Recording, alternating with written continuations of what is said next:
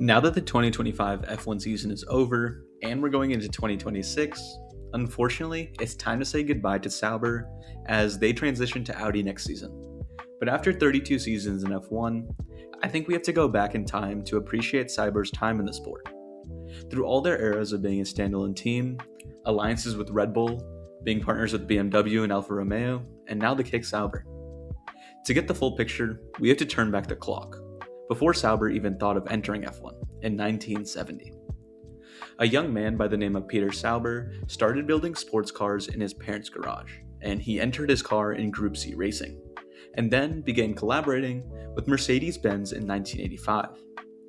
After a year of testing, Sauber became the Mercedes Works team and competed in sports car racing as Sauber Mercedes, featuring some drivers including Heinz-Harald Frentzen and Michael Schumacher. And as you could have guessed, this team dominated the World Championship in 1989 and 1990, where they won those two World Championships consecutively and took victory at the 1989 24 Hours of Le Mans. But this was all in preparation for entering Formula One in 1993. A planned Sauber and Mercedes collaboration in F1 was the initial plan, but it was eventually left behind as Sauber entered as their own team, but Mercedes did help fund them. They started out their tenure out in Kyalami sporting a sleek black livery as it came home 5th in its debut, although that didn't net any points at the time. As a new team, they did struggle with actually making it to the end of the race, with lots of unreliability in the car and accidents, but when they did make it to the end, they were quick and ended 7th out of 13 entries with drivers Karl Wendlinger and JJ Leto, which was a step in the right direction. For 1994, they officially became that Mercedes-backed team, renaming it Sauber Mercedes, and they were officially backed by the Mercedes factory itself. In the offseason, a driver change was made as JJ Leto signed with Benetton, so Sauber brought in their former sports car driver, Heinz-Harald Frentzen.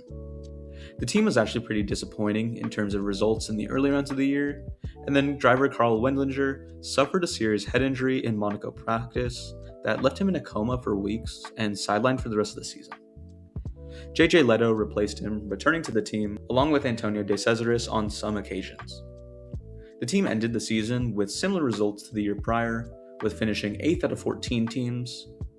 Due to the lack of results, Mercedes jumped ship and went to work with McLaren, meaning Sauber was left working with Ford for the foreseeable future, as they scooped up the Ford Works deal from Benetton.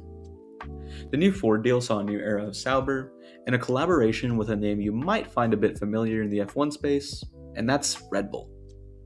Red Bull co-founder Dietrich Mateschitz purchased a majority share in the Sauber team, and the team achieved their best result of 18 points in the season.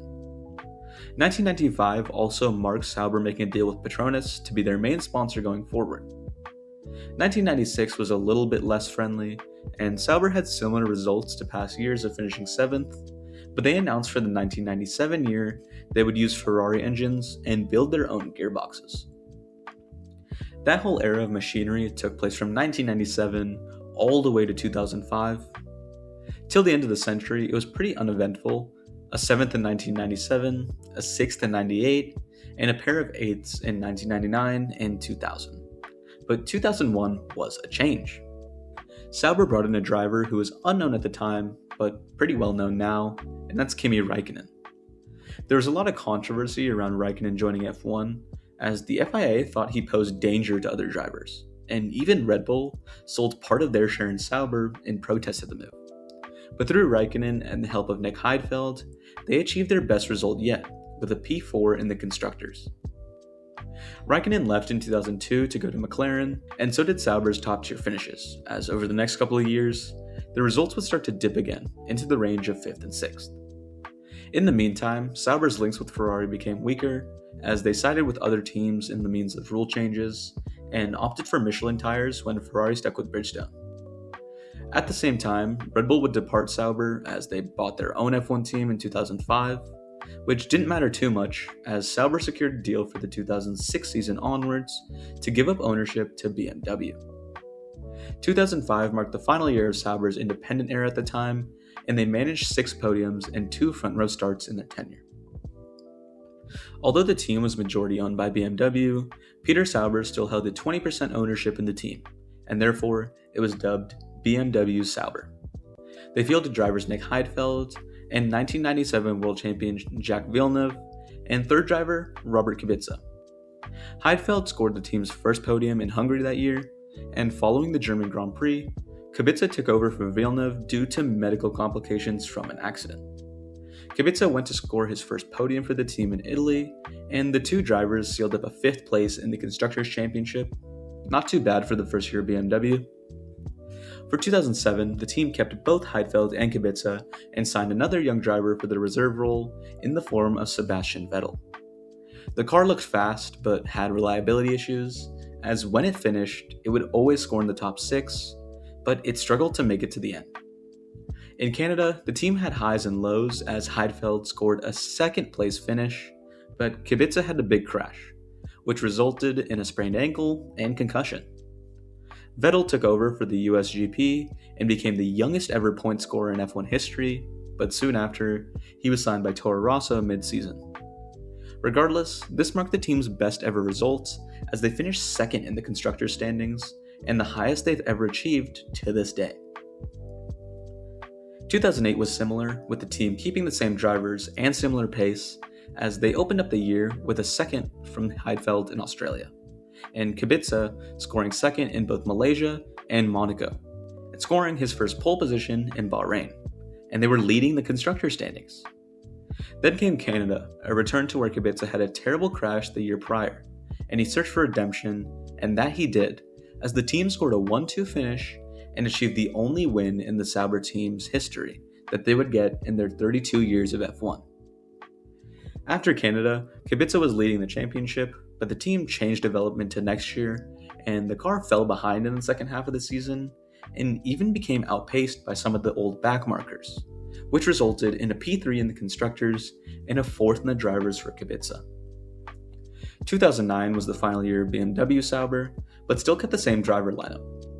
They targeted the title at the start of the year, but after 6 races, the team had only scored 6 points, and they were 8th. Following the rest of the disappointing season, BMW withdrew from F1 and sold their share of the team back to Peter Sauber. 2010 was the return to an independent Sauber, and they decided to go back to what they knew best, and use Ferrari engines. Fun fact, in this year, Peter Sauber didn't apply for a change of name, and the team remained being called BMW Sauber, despite no BMW components on the car. Anyways, the team signed Kamui Kobayashi and Pedro de la Rosa as the team's drivers for the season, and they struggled in the start of the year and didn't score points until round 7 in Turkey. And Kobayashi got a fair bit of points in the rest of the season, all while de la Rosa only scored points on 1 occasion and was dropped for the returning Nick Heidfeld with 6 races to go in the season. They ended back in 8th in constructors, but it was expected to be a slow year given the financial issues with the team getting back and a lack of sponsors. 2011 was quite the uneventful year, with the team signing Sergio Perez alongside Kobayashi, and the results staying the same to deliver a P7 in the end, but 2012 had some more interesting developments off track. Sauber scored 4 podiums in 2012, but a much more competitive grid saw them finish P6 in the standings. But the off-track news was that Peter Sauber handed some ownership and team principal duties off to Monisha Kaltenborn.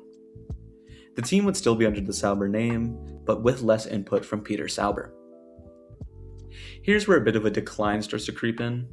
2013 was a solid year with the team having Nico Hülkenberg and Esteban Gutierrez, and finishing P7, but the following years took a big drop-off. 2014 was abysmal and saw the team finish dead last without scoring a single point, and 2015 was a year filled with contract disputes with Giedo Vandergaard, and the team did score 36 points this time around, but it was followed with 2 more years of bottom-tier placement.